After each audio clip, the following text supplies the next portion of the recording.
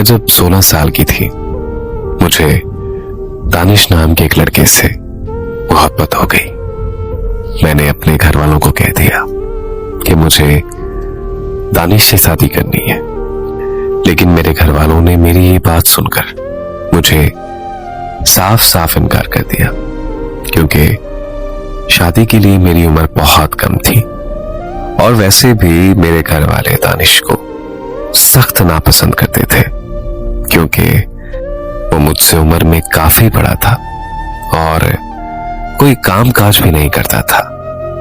लेकिन मैं दानिश के प्यार में इतनी पागल हो चुकी थी कि मैं उससे शादी करने के लिए किसी भी हद तक जा सकती थी। इसीलिए मैंने घर से भागकर उससे शादी करने का फैसला कर लिया।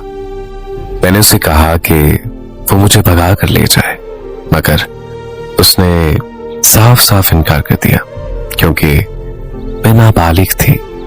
उसने मुझे कहा कि अगर तो हम पकड़े गए तो मुझे कानूनी तौर पर सजा हो जाएगी, क्योंकि एक नाबालिग लड़की से शादी करना कानूनन जुर्म है। उसकी ये बात सुनकर मैंने उसे कहा कि अगर वो मुझे नहीं ले जाएगा तो मैं अपनी जान दे दूंगी। ये सुनकर वो मेरे साथ भागकर शादी करने के लिए तैयार हो गया और एक दिन हम दोनों भागकर वहां से बहुत दूर इस्लामाबाद आ गए। इस्लामाबाद आकर हम दोनों ने निकाह कर लिया और एक घर में रहने लगे। हम जहां रहते थे वो घर दानिश के दोस्त उस्मान का था। उस्मान और उसकी फैमिली नीचे वाले पोर्शन में रहते थे और मैं और मेरा शौहर दानिश ऊपर वाले पोर्शन में। अभी हमें रहते हुए एक हफ्ता ही हुआ था कि उस्मान मेरे शौहर की गैर मौजूदगी में मेरे कमरे में आ गया और उसने मेरे साथ जबरदस्ती करके मेरी इज्जत लूट ली। लेकिन मैं कुछ न कर सकी, यहां तक कि शोर भी ना मचाया, क्योंकि मेरे शौहर के पास कोई रोजगार नहीं था और अगर उस्मान हमें अपने घर से निकाल देता तो हमारे पास रहने को कोई जगह नहीं थी। इसी तरह उस्मान मेरे शौहर की गैर मौजूदगी में मेरे कमरे में आता रहा और मैं चुपचाप उसे अपनी इज्जत लूटने देती रही। 6 महीनों बाद मेरे शौहर ने मुझे उस्मान के साथ देख लिया और वो वहां से चुपचाप चला गया और दोबारा कभी वापस नहीं आया।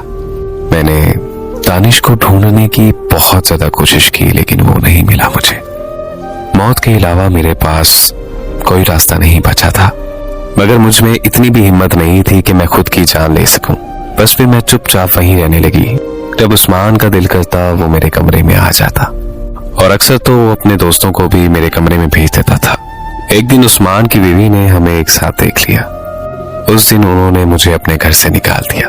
फिर एक दिन मुझे मसीहा मिला जो मुझे सीधा कोठे पर ले आया और आज 10 साल गुजर चुके हैं। ये कोठा ही मेरी पहचान है। आज मेरे पास काश के अलावा कुछ भी बाकी नहीं। काश कि मैं अपनी फैमिली की इज्जत को खाक में ना मिलाती।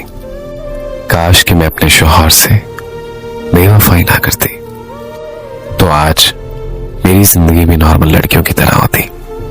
मेरा अपना घर होता, मेरा शौहर होता और मेरे बच्चे होते और मेरे माँ बाप, मेरे बहन भाई मुझसे मिलने आते। मुझसे हर कोई मोहब्बत करता, लेकिन इन सब में मेरा कसूर है। मैंने अपने हाथों अपनी जिंदगी को जहन्नम से भी बदतर बना दिया। बस अब यही मेरा ठिकाना है और यही कोठा ही मेरी पहचान है।